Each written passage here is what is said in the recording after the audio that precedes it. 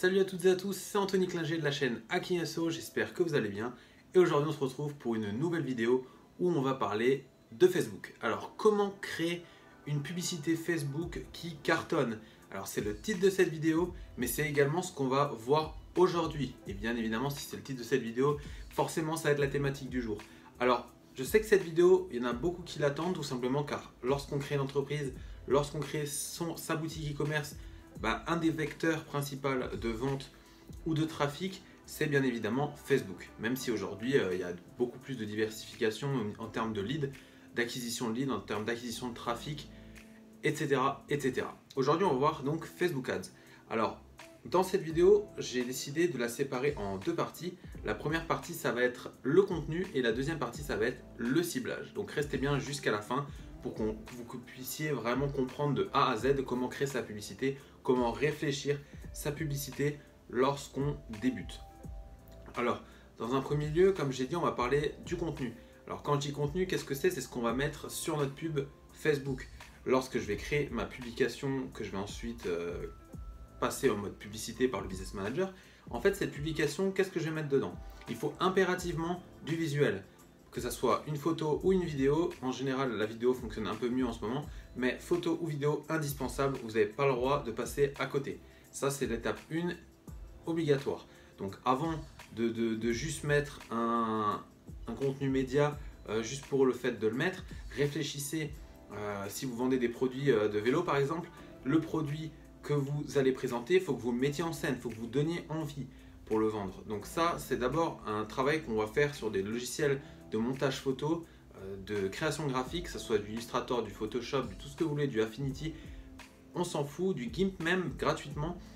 Le tout c'est d'avoir un visuel qui est attirant si c'est une photo et d'avoir une vidéo qui est attirante si c'est une vidéo.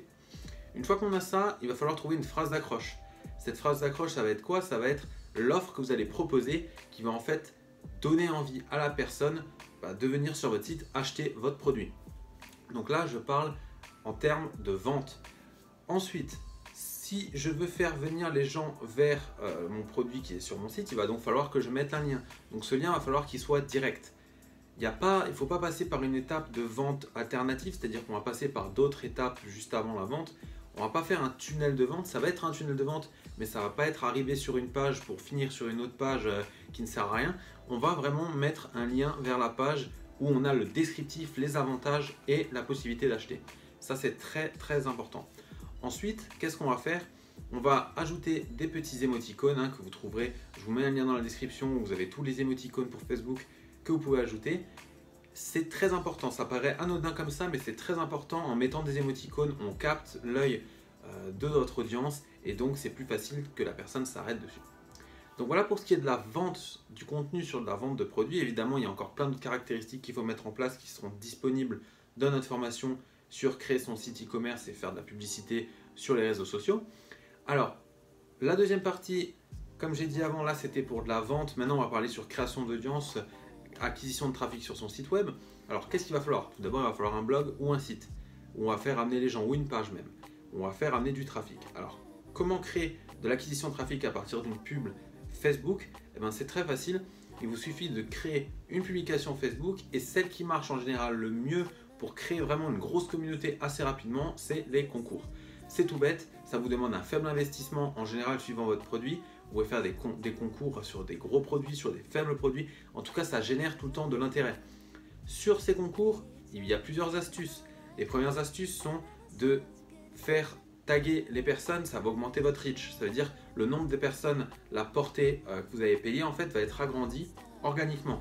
Lorsque les personnes vont taguer leurs amis vont voir le concours et donc ça va faire un cercle vertueux. C'est le but quand on fait une pub Facebook, c'est de payer un minimum mais de créer de l'organique derrière à partir de tous nos coûts d'acquisition payés.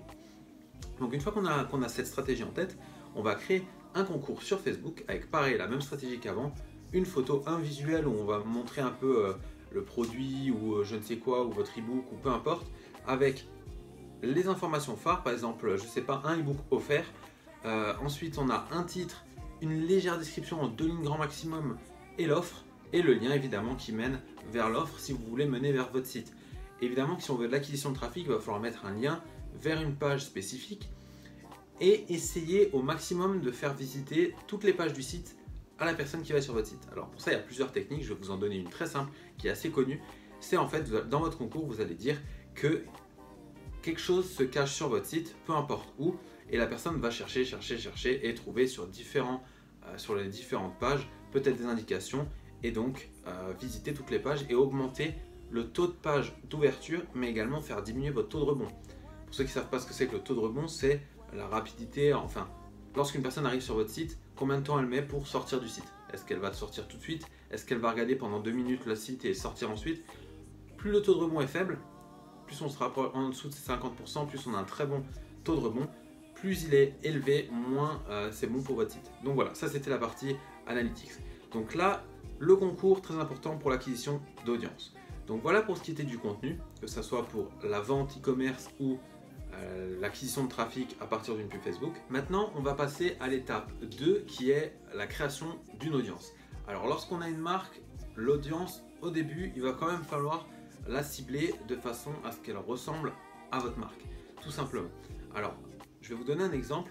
Je suis une marque qui vend des vêtements. Non, par exemple, ça c'est un peu trop large, un peu trop continu. Je vais prendre un autre exemple. Par exemple, vous vendez des accessoires pour vélo. Alors, vous vendez des accessoires pour vélo et là, en fait, il va falloir utiliser la technique de SMH. Alors, elle n'est pas très connue. Dans le fond, tout le monde l'utilise, mais je vais vous l'expliquer. S comme sujet, M comme marque, H comme habitude. Alors, le sujet, c'est vos objets, vos produits directement. Donc, ce sont vos produits en rapport avec le vélo. La marque, ce sont les différentes marques qui sont dans la même catégorie que vous ou qui ont des marques de vélo. Par exemple, on va cibler les gens qui aiment des marques de vélo spécifiques, avec un rapport au moins par rapport à nos produits. Et enfin, habitude, alors là c'est vraiment la petite nouveauté que les personnes ne cherchent pas forcément lorsqu'ils créent une pub Facebook, c'est qu'est-ce que je peux mettre en rapport à mes produits qui pourrait apporter justement de l'acquisition en termes d'ajout au panier. Et c'est très simple, par exemple là je vends des produits pour du vélo, qu'est-ce que je vais pouvoir cibler? Je vais pouvoir cibler les gens qui aiment également le running, les gens qui aiment également la randonnée en VTT. Alors, ce que je vous dis là, c'est un exemple, il peut être nul comme il peut être très bien, mais c'est pour que vous compreniez qu'en fait les habitudes, ça rentre en compte. Ce qu'on va faire une fois qu'on a défini nos sujets, les marques et les habitudes, on va faire un croisement. On va dire, je veux cibler les personnes qui aiment au moins une de ces marques, qui aiment au moins une partie de mon sujet et qui aiment au moins une page en fonction de leurs habitudes que j'aurais choisi. Donc voilà, ça c'était la technique SMH, très importante lorsqu'on crée une audience. Une fois qu'on a cette audience, plusieurs possibilités. Comme j'ai dit avant, suivant votre contenu, on injecte de la publicité, on crée une audience.